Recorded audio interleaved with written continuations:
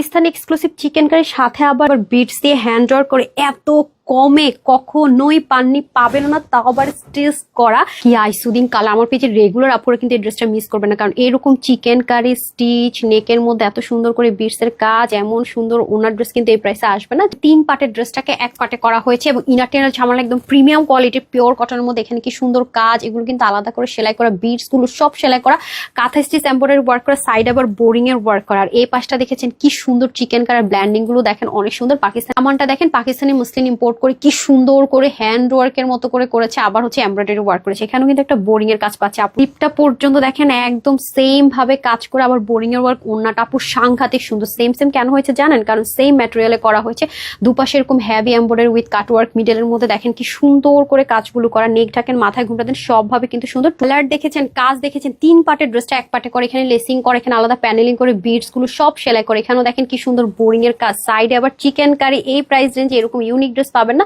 নিচে আবার পাকিস্তানি অর্গানজার মধ্যে কি সুন্দর কাজ করবে, স্টোনিং করে। এখানেও কিন্তু বোরিং এর কাজ। শুধু কি তাই, হাতাটা পর্যন্ত দেখেন কি পরিমাণ সুন্দর। ওনাটা সেম ম্যাটেরিয়াল, তাতে কিন্তু ম্যাচিং হয়ে যাবে। দুপাশে একদম সুন্দর করে কাটওয়ার্ক, মিডলও সেটা কাজ পেয়ে যাচ্ছে। আপু এই প্রাইসটা কিভাবে হয় বলেন তো?